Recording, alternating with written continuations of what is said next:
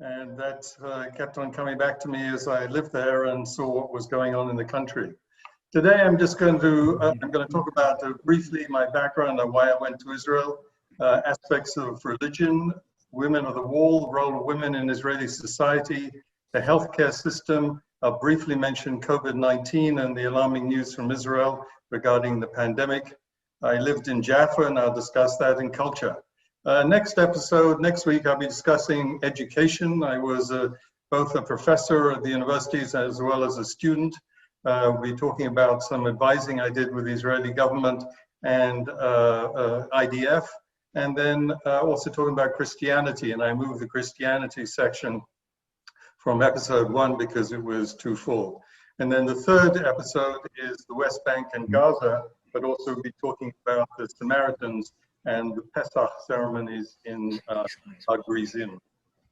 So let's begin by sitting back, and I'm going to share with you music. And as you listen to this person sing, understand that he's 23 years old, and I'll explain who he is later. Shema.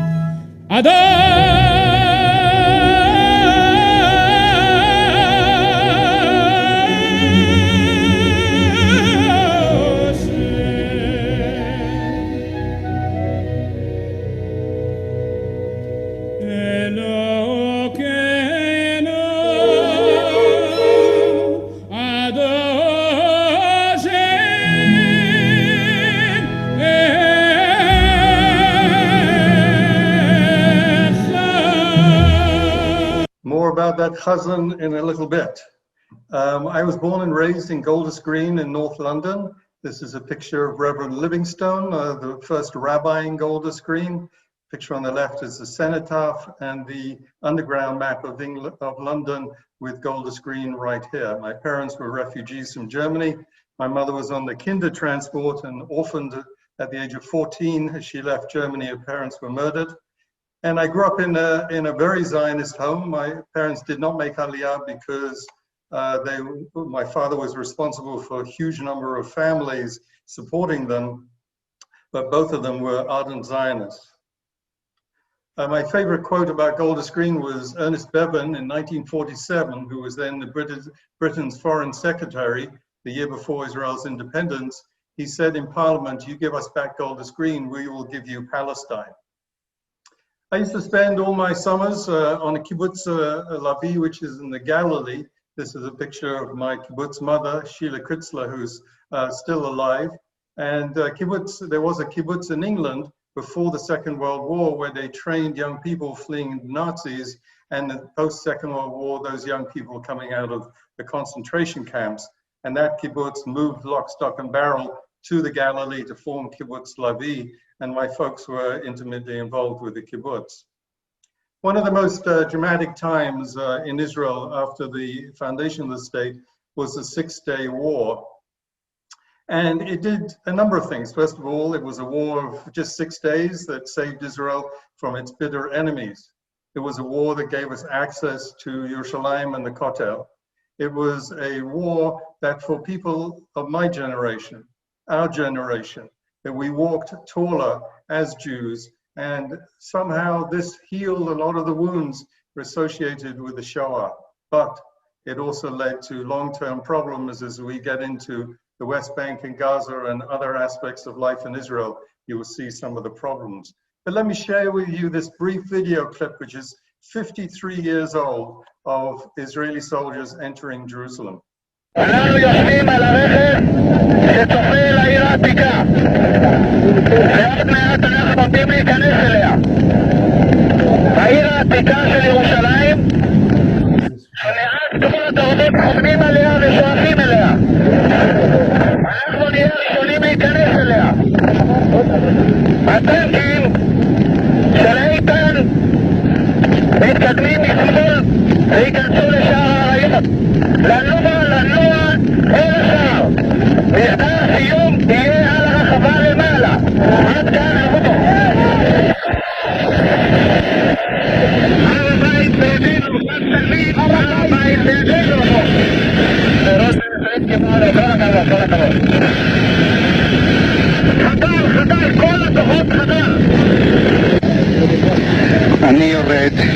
ברגע זה אני יורד במדרגות אל הכותל. אינני אדם דתי, מעולם לא הייתי, אבל זהו הכותל, ואני נוגע באבני הכותל המערבי.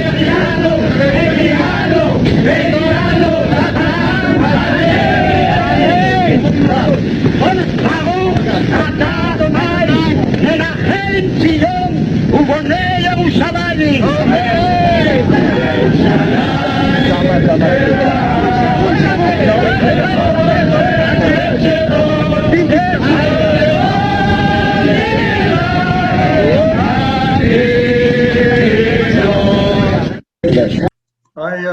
My 16th birthday was at the end of May of that year. I delayed my trip to Israel to work on Kibbutz Lavi because of the war, arrived shortly after the war, and I had the privilege of being in that narrow alley right by the Kotel, right soon after this. It was a memorable time in my life. I think you all remember this picture on the left of those three soldiers.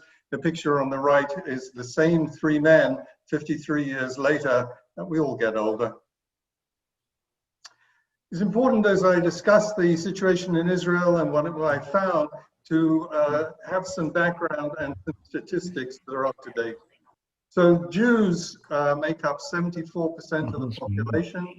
It's hard to separate Ashkenazi and Sephardic and Mizrahi Jews today because they're all intermarried, and I found less barriers between these different groups. The Orthodox make up about 10%. Those are Shomer Shabbat, keep Shabbat. The Haredi community is between 8 and 12%, and 40% of Israelis consider themselves secular. 21% are Israeli Arabs, and I'll be coming back to Israeli Arabs frequently during the talks. 2% are Christians, and then 2 to 3% are other nationalities. Today, the population of Israel is 9.2 million people.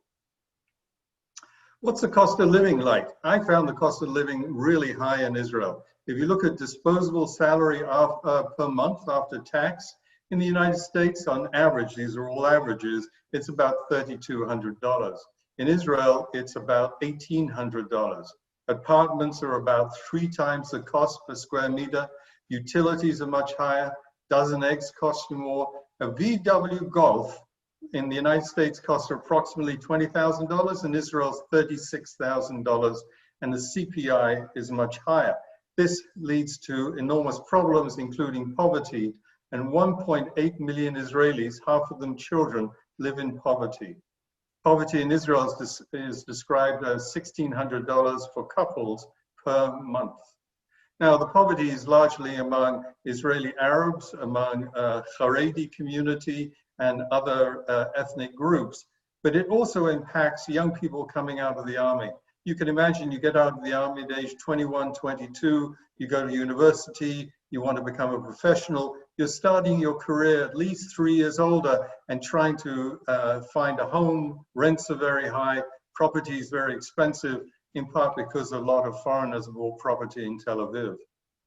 But the good side of the Israeli economy is the innovation, the startup nation. We've all read about this extensively, that Israel really is the startup nation. And I found the entrepreneurship and the vibrancy in the universities and in the hospitals regarding biotech and high tech just extraordinary. In terms of salaried employees, the high tech industry in Israel employs 321,000 people, about 9.2% of the workforce. So it's relatively small, but this small base of the economy supports the whole economy.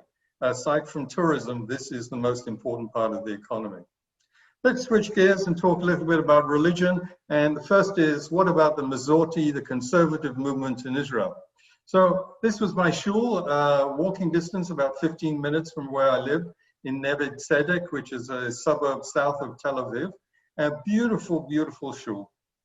I would like to just tell you what Yom Kippur was like last year. So on Kol Nidre and Ne'ilah, this shul was packed. There were probably 10 deep out on the street. People were hanging from the windows. They were not tourists. They were young Israelis with young families I think, desperate to show their children a different kind of Judaism. It gave me great hope for the future to see the power of the shul gathering people from across Tel Aviv. The person on the right was my rabbi, Rabbi Roberto Arbib, an Italian Jew born and raised in Italy of long descending Italian Jewish background. And what made it wonderful, the minhag in the shul was he would mix Italian rhythms and songs and prayers into the typical Shabbat services and on the Chagim, because the Italian Jews are descendant of people who probably settled in Italy long before Christ. So it is a very old community and is neither Mizrahi or Ashkenazi or Sephardic, and they have their own traditions. Let me share with you one of the most beautiful places. I got interested in Italian Jewry and its influence in Israel. And some of you may or may not know this. If you go back to Israel, on 27 Rehov Hillel in Jerusalem is a synagogue that was originally built in Venice, Italy in 1701. 1701. And this shul was moved lock, stock, and barrel from Venice in 1954 to Rehov Hillel. And it is a beautiful synagogue. We can talk about it further. I have a video clip of it, but in the meantime, I'm going to move on. Let me talk about the Women of the Wall. So I think everybody's aware what the Women of the Wall are about. They would like an egalitarian prayer space. They've been promised it by Netanyahu over and over again. The prayer space would be by Robinson's Arch, just off the main site of the Kotel where currently prayers are held for men and women. And they have been essentially lied to. And this has led to enormous problems. Usually on Rosh Chodesh, there would be a protest, and the one you're about to see was one that I took part in.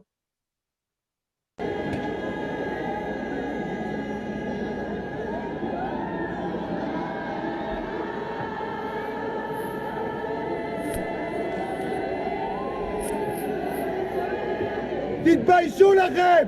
תלכו מפה! לא רוצים אתכם! בושה וחרפה! בושה וחרפה! בושה וחרפה! תודוי שאני נוי צלוי כל אורץ כבדוי ואני חייס הקודש ורעש גדול מסנסים ומעשים אופיים ונפתה לבבכם לסרטן וערפתם ולמדכו משתחת הסבל וחורף אדינוי בוכה והוצא נשא השמיים ולא יהיה בו טוב ואוהדם ולא יסיתי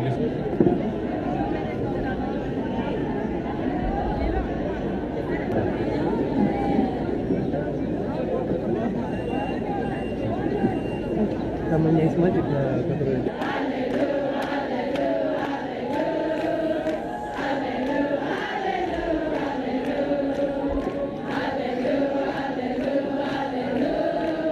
However, this particular time when I was there ended up in a riot, and this is what happened.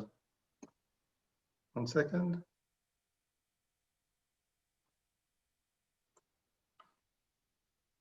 It's a tense day here in Jerusalem's Old City after protesters clashed with Israeli security forces. Women of the Wall, a feminist organization that pushes for an egalitarian prayer space here behind me at the Western Wall Plaza. They came here to mark their 30th anniversary, and they say they were met with violent opposition. We spoke with Leslie Sachs. She's the executive director of that group.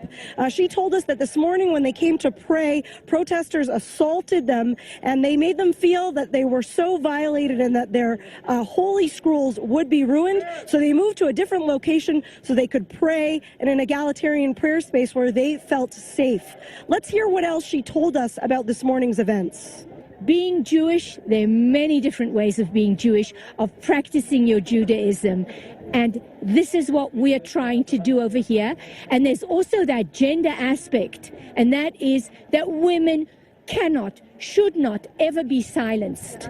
And that is what we're fighting for. So as is often the case in Jerusalem, divisions run deep, and not just between different religious groups, but rather between different streams of Judaism. Today, represented by the Women of the Wall, was the Reform and conservative streams of Judaism, who see this as a place that should be much more progressive and much more egalitarian, and the more conservative ultra-Orthodox groups, which call for a more conservative outlook here at this holy place.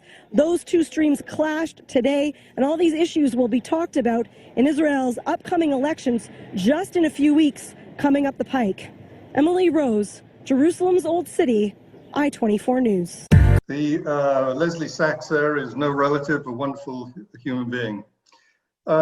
Just two pictures for you. The one on the left is from the 1900s, and you can see men and women praying together at the Kotel.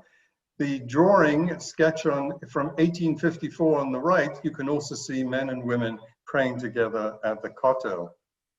But my impression of young Israeli women is best summed up in this picture. This is a frontline combat unit where you can see men and women fighting alongside each other in the same unit. And this to me represents what is so good about Israeli society and the role of women in society. On Thursday nights, I would often, if I was in Yerushalayim, I would walk around Mea Shearim and watch the Haredi prepare for Shabbat, because that was the main shopping night. One day I came across this picture. This is a Taliban woman. This is a sect of Judaism of which there are about 400 or 500, nobody knows exactly. And the women dress exactly like the Taliban. I was so shocked to see this. I went back to West Jerusalem, found myself at a cafe and had a beer. Not something I usually do in the middle of the afternoon, but I had a beer. Fortunately, my waitress was a young Ethiopian woman that I started to talk to, who was a law student at the Hebrew University. She spoke English 10 times better than most Israelis. She'd been born in Ethiopia and came over as a child, and it gave me such confidence in the future to meet this extremely bright young woman who's going to be a major force in law in Israel. As I don't have a picture, I'll show you two others. This is a young Ethiopian woman in a combat unit. And this is Dr. Hadass Malada Matsri, who is IDF's first Ethiopian-Israeli female doctor. Let me talk about the Haredi, in particular one sect, the Gur Hasidim, and I'm going to concentrate on the Gur Hasidim because they have an outsized influence on the country. There are about 100,000 of them, 150,000 of them. They are largely based in Jerusalem, but they are around the country in different cities now. The picture on the bottom right is the Admor, that's the traditional name for the leader, Rabbi Yaakov Aryeh Alta. And the person at the top right is Rabbi Litzman. Now, Netanyahu, in order to maintain his coalition, had to have the Haredi as part of his coalition. And Litzman, with no medical background, was made the acting Minister of Health. He was acting because the Gur Hasidim objected to maintenance of the railway line on Shabbat by non-Jewish workers, and they were objecting to that happening on Shabbat. So he said he would call himself the acting Minister of Health. I got to know him. I can't say that I was very impressed with his knowledge about medicine. But the problem was even more. Picture on the right is Malka Leifer. Malka Leifer lived for quite some time in Australia, where she was the headmistress of an ultra-Orthodox girls' school, and she abused children. Not one or two, but dozens of children, wanted by the courts in Australia, fled back to Israel, and Rabbi Litzman, our illustrious Minister of Health, protected her by finding a psychiatrist who labeled her insane, so she could not be sent back to Australia to stand trial. Thank heavens the courts have overruled all of this, and she's about to be deported, extradited back to Australia. At this conference that you're seeing on the left, which was about COVID-19, just before Pesach this year, there was a big discussion about lockdown or no lockdown. And when Rabbi Litzman was asked about Pesach and how it was going to happen, he said, well, we won't have a problem with the virus. Mashiach would come. I'm afraid to say I'm a little bit down on this fella, and there were many reasons why in terms of what he did to the healthcare system that I care about enormously. An interesting aspect of what's happening is that the Haredi women are going out to work. The men sitting in yeshivas, but the Haredi women are going out to work. And there's been a huge increase in young Haredi women working in the high-tech sector. And you can see that although they only represent 8% of the population, they represent 3% of the tech workforce, and that is growing quite rapidly. And that's a very promising sign in the community. This is a picture that I think everybody would recognize. You would be in Flatbush or the Bronx or Brooklyn, or you could be in Mea Shearim, a typical Haredi family. What happens if some young person wants to leave the community? There are a number of organizations that have been set up. This one is called Hillel, Haguda Liyotzim Shaleh, and this is an organization that supports young men and women who leave the community. But when they leave the community, they leave without any education. They have never studied maths, they never studied science, they never studied any other language aside from Yiddish and Hebrew. And it's very, very difficult for them. Their life really is upended, and they also leave with nothing, no money, no nothing. Up to a few years ago, if a young man left the Haredi family, his sisters would be boycotted, or it would be more difficult for them to find a shidduch. I was told by a number of people that this has changed in the last couple of years, that so many young people have left the community that there's no longer a ban on young women, the sisters, finding good shidduchim. Now, the next few pictures I'd like to show you is not all of them become secular. Some of them go into the army still very religious, and I love these pictures. I'll share with you, let you look at them. You see more hair than you do camouflage paint, but it indicates that these are young people who've left the Haredi community and joined the army and the main workforce in Israel. Now, before I mentioned the 23-year-old. So the 23-year-old is Chazan Israel Nachman, born in Tzfat in the Galilee. And at the age of 17, he was working in a bakery and was singing along with the guy who owned the bakery. And the baker realized that this guy had an extraordinary voice. He got a little bit of training.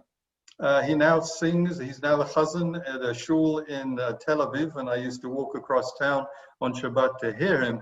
And he now actually also sings opera. So now you get to see who Chazan Israel Nachman is as he's singing Slichot last year. Whoops. He was, there we go.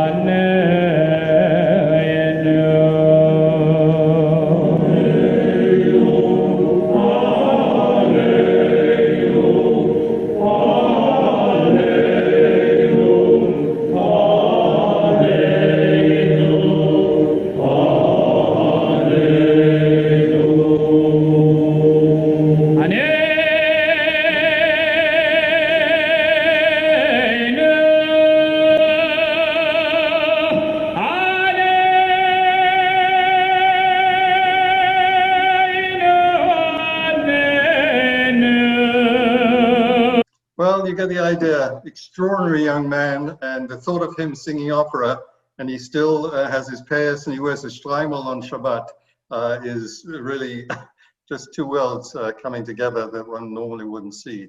Let me switch to healthcare, and starting with some statistics. The United States, we spend 18% of our GDP on healthcare. In Israel, they spend 7.4%, and these are what it translates to in cost per capita, $9,900 versus $2,800. What does Israel get, or what does the United States get for its far more expensive healthcare system? We have roughly the same number of doctors as in Israel. We have, Israel has far fewer nurses. Hospital beds are about the same. Infant mortality is much lower. Life expectancy is better, and obesity is lower, especially among children in Israel. Israel's healthcare system is set up with a series of HMOs that are non-for-profit, semi-public HMOs, and you sign up with an HMO. I paid about $120 a month for the highest gold level of Maccabi, and that gave me complete access to care. And I must say, primary care in Israel is extraordinary. It is wonderful. Specialty care, you had to wait a fair bit, and it was difficult to get into in many circumstances. But I love this video of a COVID test in the streets of Tel Aviv.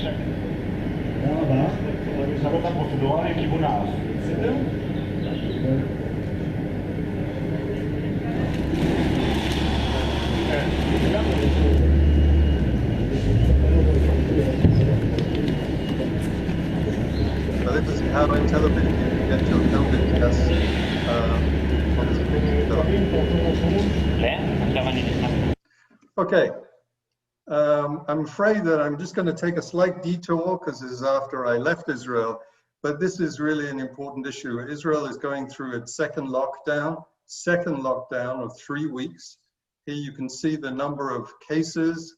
The deaths per 100,000 population is much lower than Florida or the United States. It's 16.6 per 100,000, and the case fatality rate is much lower. That's the number of people who die who contract the virus. Positivity rate is up to 15%. Florida, it's down to, I think I saw the last number was around 4%. The slide's a little bit out of date. And the US overall 4.5%. But it's created economic turmoil in Israel. On the West Bank, the unemployment rate is 35%. In Israel itself, it's estimated that 1 million Israelis have lost their job. The COVID crisis has hit the hospitals. Shari Tzedek and Ashdod Asuta Medical Center were recently turning away patients, and the hospitals such as Hadassah, Lanyado Hospital in Netanya, and Ramat Gan all are over capacity. Hadassah Hospital in Ein Kerem is connected with the Hebrew University, and I've had a relationship with the hospital since 1982. It is a remarkable institution with a long history managed by the Hadassah women and the board in New York. If you've been there, you've seen the Chagall windows. Now, I'm going to talk about the hospitals for a little bit just because the importance they play in Israeli societies. We've just come to the 20th anniversary of the beginning of the outbreak of the Second Intifada. The Second Intifada led to 138 suicide attacks. Over 1,000 Israelis were killed, 8,300 people were wounded, 60% were civilians, and 3,100 Palestinians were killed. If you were working in Hadassah Hospital or any of the other major hospitals in the emergency room, it would not be unusual that you'd be caring for somebody that you know who was on one of these buses. Can you imagine being a doctor and nurse and somebody comes in who's your neighbor, your sibling, your parent, a close friend, and you're taking care of them, but also in the next bed is the terrorist. And I saw that happen. And Hadassah, as one of the institutions, treated everybody and in a ways that was really humane. And I have great respect for the organization. But take a look at this. The emergency room is one of the most critical places in Israel in terms of internal security and security in the event of war. Look at this video. Oops, I missed out praising Nancy Falchuk, who led Hadassah as the president during the worst of the Intifada. Dr. Salome, you're the first Arab woman to head up an emergency room in the state of Israel. What's it feel like each and every day? A great responsibility with a lot of pride. Go through your day. We start actually late at night. I'm on call. I am the head of the emergency department, so I can receive calls in every hour, every minute. I am responsible for this department.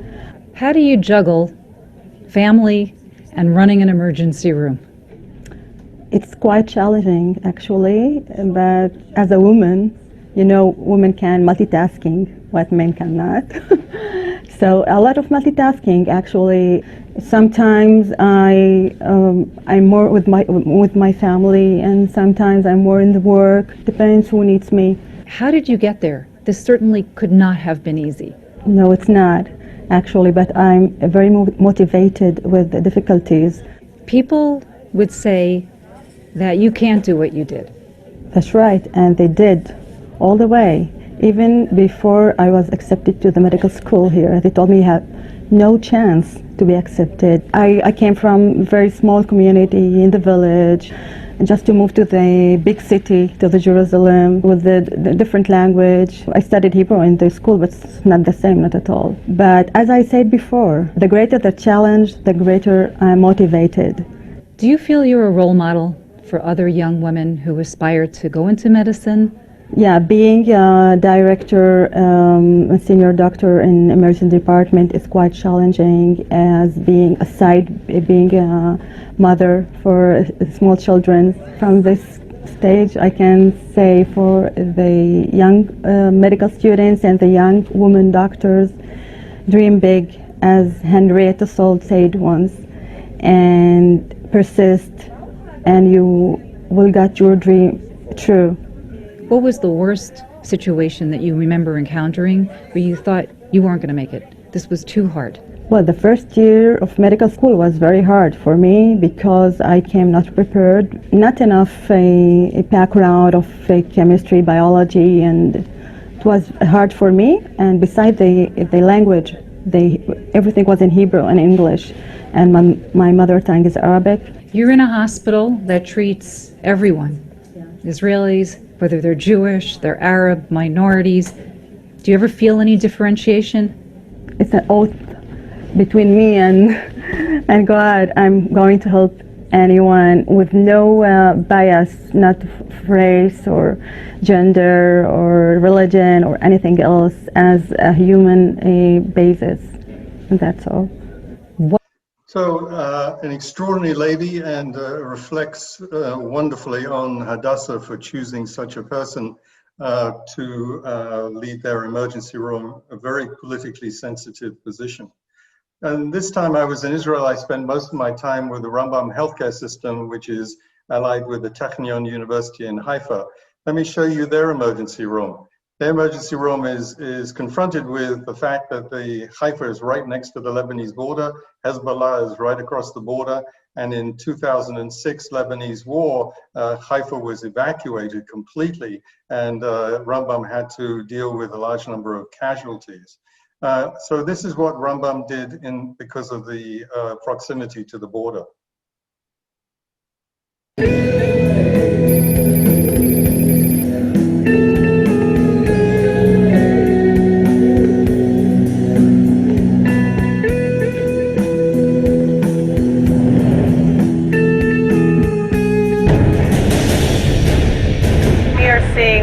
Villages that are outside of the south of Beirut that right now are absorbing a massive population shift as these people are seeking refuge in safer ground.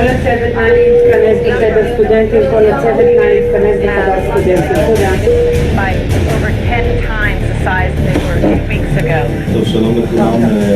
בית החולים קיבל הנחיה להעלות את רמת הכוננות. אנחנו צריכים להיערך לפינוי המחלקה ברגע שתקבל הנחיה ממטה החירום של בית החולים.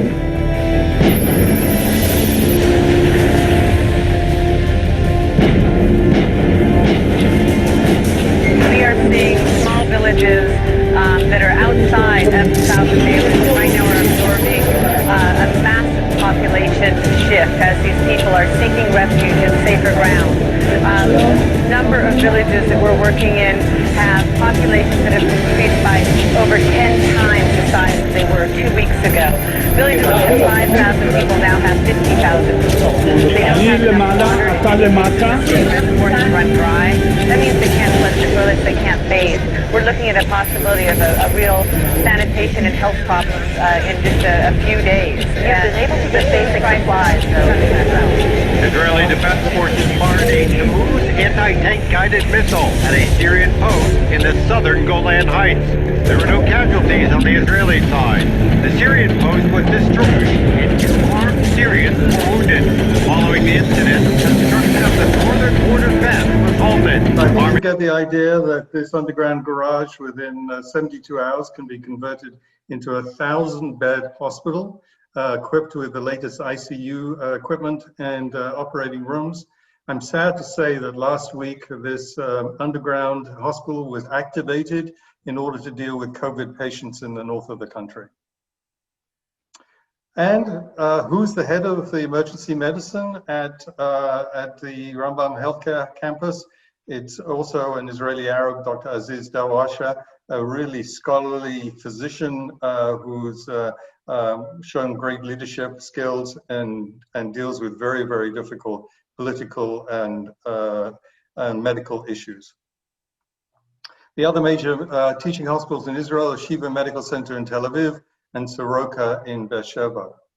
I lived in Jaffa, and as we begin to wind down this talk, and I'll take questions soon, I gathered some old pictures of Jaffa that were available, and some of these are over 100 years old, and you can see them, and I'll just scroll through them without comment.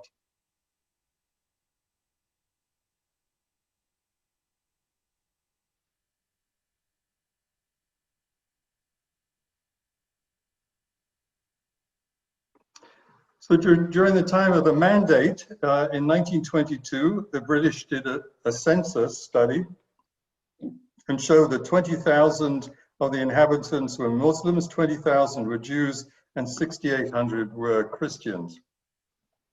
You may notice this road that goes down to the harbor this way, and you see this mosque here, and you'll see a more modern view of it, and that's where I lived. But this picture is from the time of the mandate.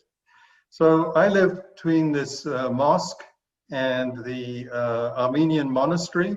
This whole property used to be owned by the Armenian church, and I'm going to be talking about the Armenians in my next session. And I lived right there. I was very privileged to live with a beautiful view every day. But there was one challenge. Oh, by the way, and this building here is 400 years old. And this is the underground garage for the building. And just around the corner here, where my pointer is, just around the corner here, is a wall dating to the First Crusades. So I was stuck between the Al-Baha Mosque built in 1675, and my choice was the wake-up call or the call to prayer.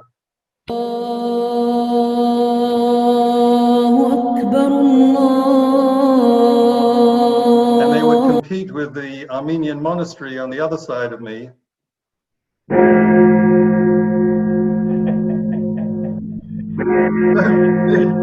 You know, I had to take my pick. But, you know, as I just want to say something about this monastery. So this monastery is a Wahhabi finance monastery. So Wahhabis are prominent in Saudi Arabia, but I never really had a trouble with them. And yes, there was a problem about the megaphone associated with the call, Muslims call for prayer in the morning. But I used to say hello every day to the imam and his wife and his kids. I was disappointed that last year there was an air raid siren that went off. There were rockets that went into the sea but were aimed at Tel Aviv. And I went to the window to see what was going on with the air raid siren. And I saw the imam, my neighbor, jumping out up and down with joy. That was the only time that I felt uncomfortable.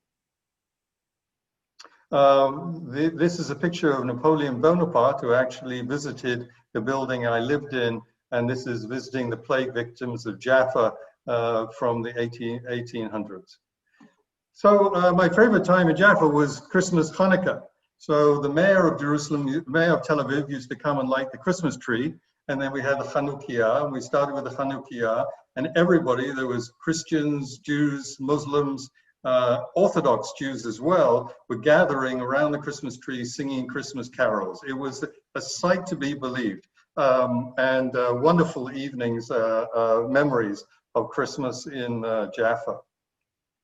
These are the Andromeda rocks mentioned in Greek mythology that were outside, right outside the building, and as the sun was setting. I used to spend a fair amount of time at Hechal HaTarbut, the main concert hall, and I just want to share with you a memory of Zubin Mehta, who was the conductor, maestro for the Israel Philharmonic for decades. Many people don't know that Zubin Mehta is a Zoroastrian. So the Zoroastrians are a faith that goes back to at least the time of the first temple. They originate from Persia. They believe that fire is God. And he was the stalwart supporter of the Israel Philharmonic during many, many difficult years. Wonderful human being. Here's the 60th anniversary of the Israel Philharmonic as we begin.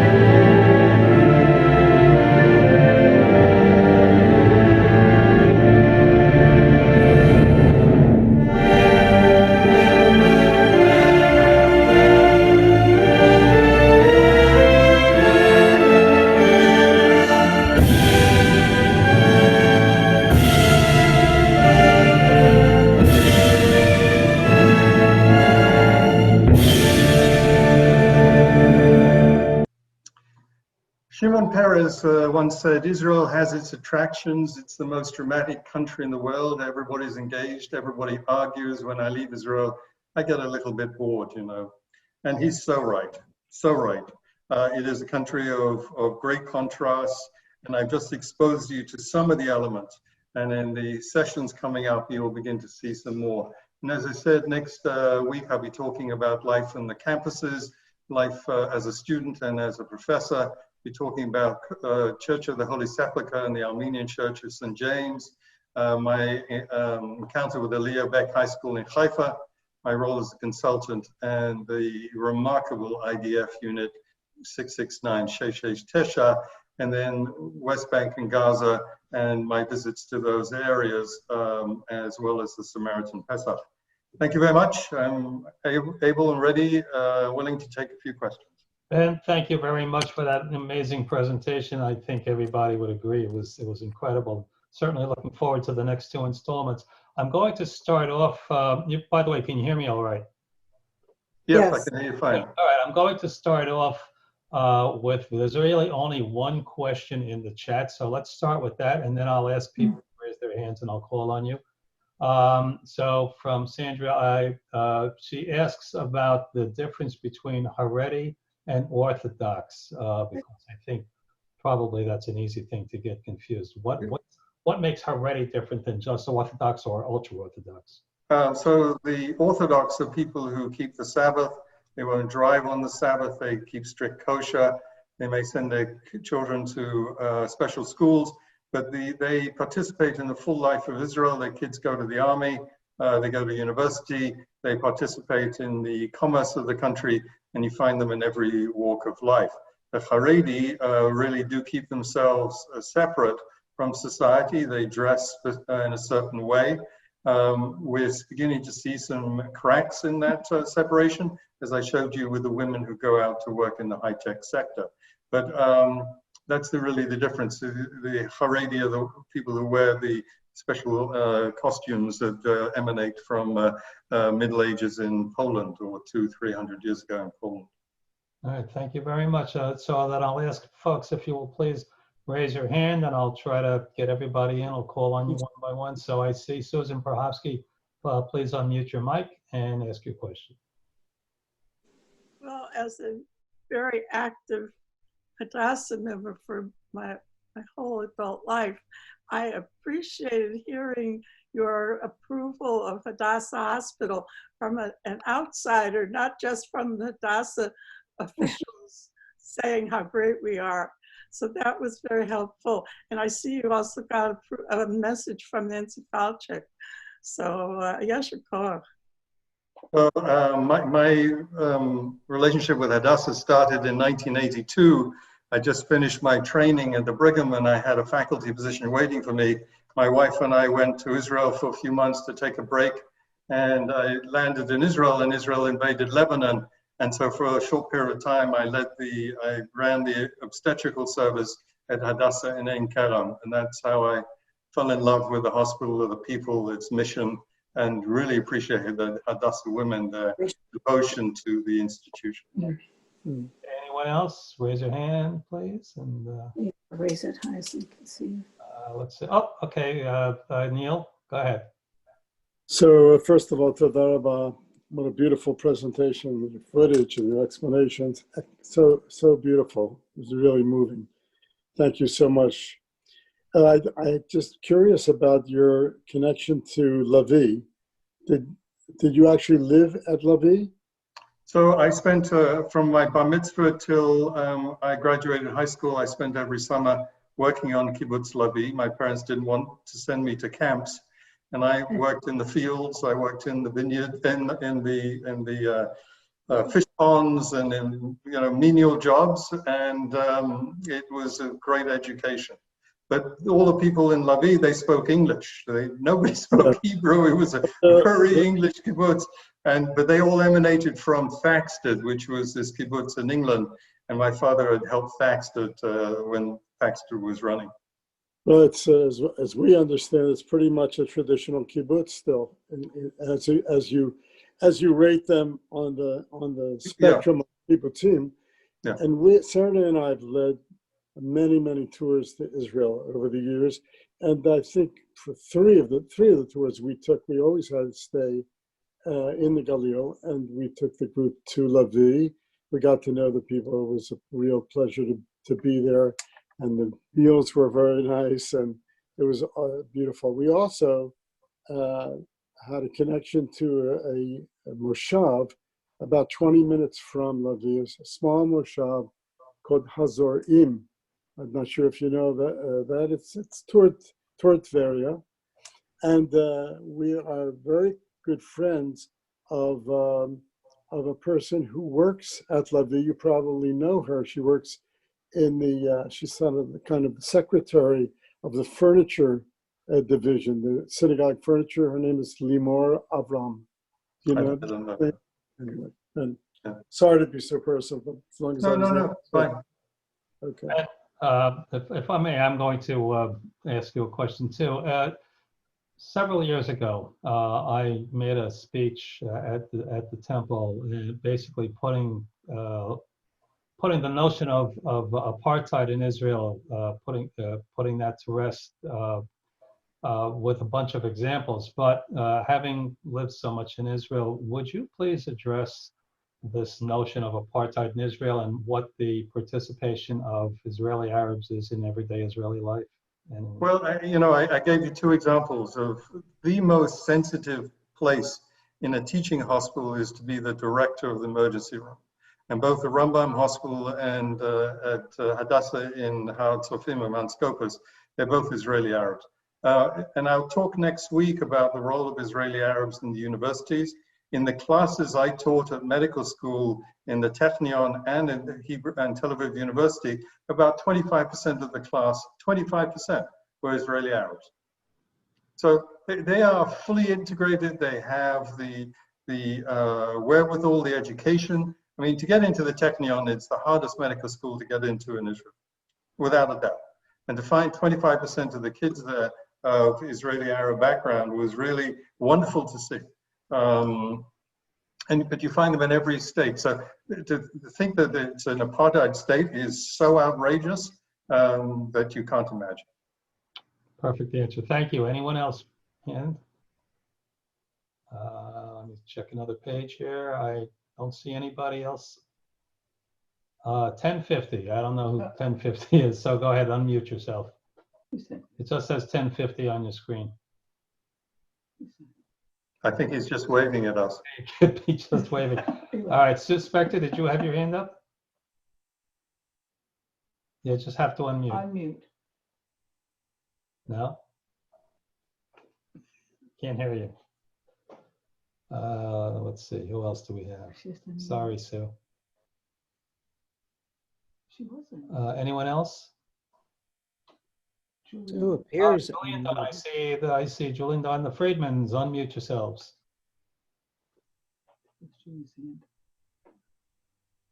I'm sorry, our lighting situation here isn't wonderful for the camera. Dan, you're such an asset everywhere you go, and I'm so grateful that you joined us.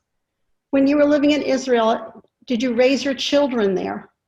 No, I only lived there from 2017 to January this year. So it was 2.5 years that I lived in Israel. I lived for most of my life in Boston. I was 29 years at Harvard and then 6 years in New Orleans after Katrina. So it was really a decision towards the end of my career that I wanted to do something different. And that's why I went to Israel for 2.5 years. Thank you. Anyone else? Anyone else? And by the way, I've got about a dozen. Back next week. Yeah. So I may actually be missing some folks raising their hands. I'm sorry about that. I don't have pictures. I don't see any other hands up though. Do a chat. Does someone have a question? No. All right. Well, in that case, I would like to again thank you, Ben, for an amazing presentation. Before we sign off, I want to mention that there are I want to mention a few upcoming presentations. Of course, the next in the Ben series will be on October 13th. That's at the usual time, 7:30. And the third installment will be on October 20th. After, also on October 15th, Roz and Mark Bokoff are going to be hosting a virtual tour, a Jewish heritage tour of Budapest, Vienna, and Prague with your tour guide, Jacob Shoshan. And I'm pretty sure that's going to be an amazing presentation as well. So with that, I would like to acknowledge the Continuing Education Committee for